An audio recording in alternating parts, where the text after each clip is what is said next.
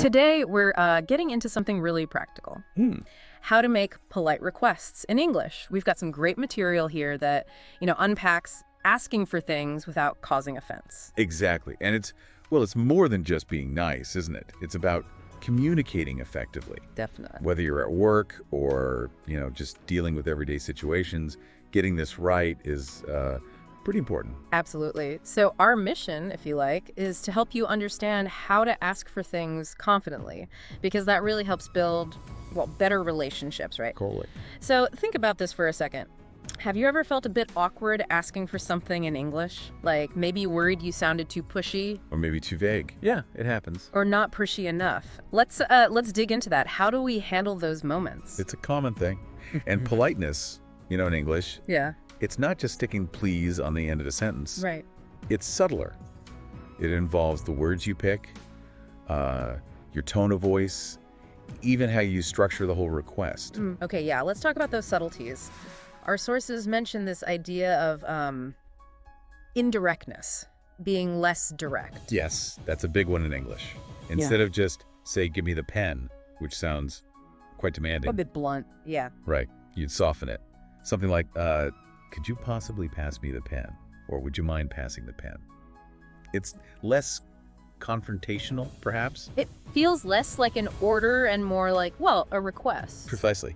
It shows consideration for the other person. You're not just stating your need, you're kind of framing it more gently. And I guess this indirectness, it's not just about not sounding rude, is it? The material seems to suggest it actually has positive effects. Oh, absolutely. Think of it as like social glue. Being polite helps build connections. It fosters trust. People are generally just, more likely to want to help if they feel you're being respectful and considerate through how you ask. Okay, so we get the why. It makes interactions smoother, builds trust. Let's get into the how. What are some key phrases the sources point out? Right, the building blocks. Well, could you please is like a cornerstone.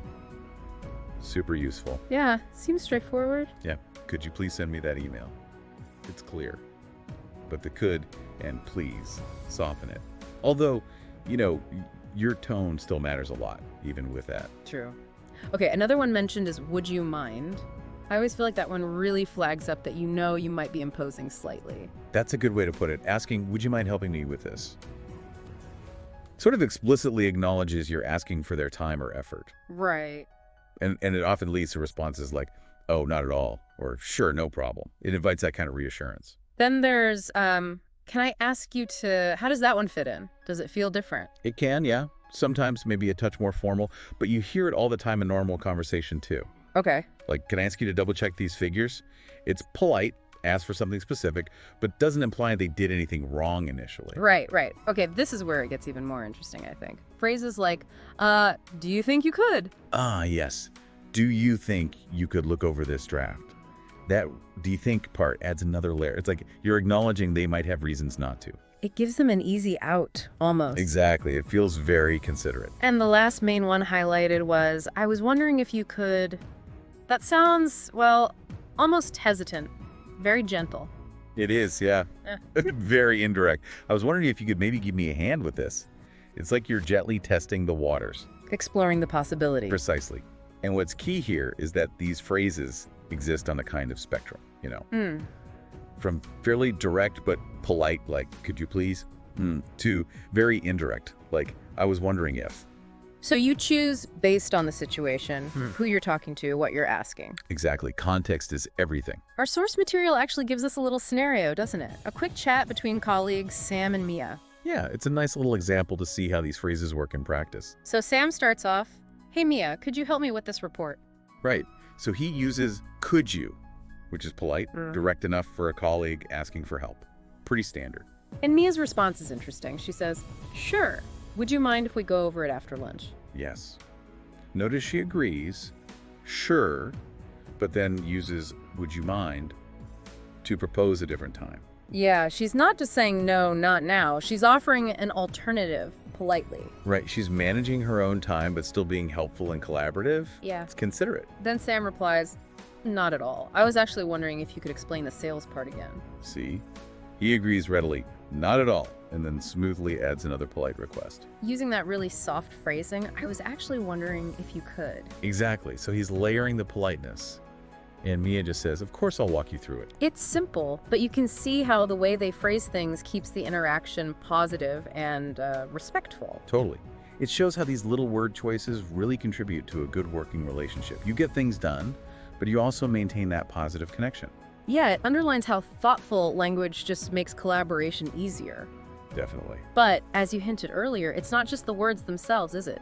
The sources really stress how we say these things. Oh, absolutely critical. Your nonverbal cues, Sure. your tone, your body language, they can either reinforce your polite words or completely undermine them. Right. You could say, "Could you please?" in a really sarcastic or demanding tone, and it wouldn't be polite at all. Exactly. So using a generally soft, friendly tone is key, not sounding abrupt or impatient. What else? What about body language? Well, the basics help. Smiling, maybe nodding to show you're listening or engaged. Yeah. Making eye contact appropriately, of course. These things signal openness and respect, backing up the polite language. And on the flip side, things to avoid, apart from the sarcastic tone. Well, yeah, avoiding a tone that sounds like you're barking an order is crucial. Even with polite words, a harsh delivery cancels it out. Makes sense. And body language-wise, things like, standing with your arms crossed, or maybe avoiding eye contact, or seeming really rushed.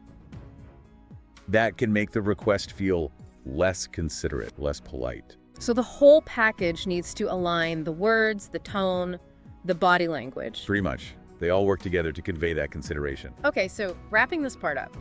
Mastering polite requests in English isn't just about memorizing phrases, it's a bigger skill. It really is. It's fundamentally about showing respect, showing you value the other person. And using these phrases and techniques we've talked about consciously, in your daily life. At work, school, even just online. It helps you communicate better, obviously, but also just build stronger connections with people. Precisely. It's that social lubricant idea again. Makes everything run more smoothly. Which brings up a fascinating final thought, actually. Politeness isn't the same everywhere, right? Cultures vary. Oh, huge. So thinking about that, what subtle ways could you, the listener, maybe adjust your phrasing or tone when you're in different English-speaking settings, maybe with people from different backgrounds? That's a really good question to ponder. Because being aware of those potential differences and maybe adapting slightly can make a big difference in how well your interactions go. Yeah, something to keep in the back of your mind as you practice these things, paying attention to those nuances. Definitely. The more aware you are, the more effective and confident you'll become in all sorts of situations. Well, thank you for joining us for this deep dive into making polite requests in English. We hope you found it useful. Yeah, hope it gave you some practical things to think about and maybe try out. Remember, communicating with consideration, with respect, that's always valuable. Absolutely. It's key to building those strong connections. We'll catch you on the next deep dive. Keep those conversations going.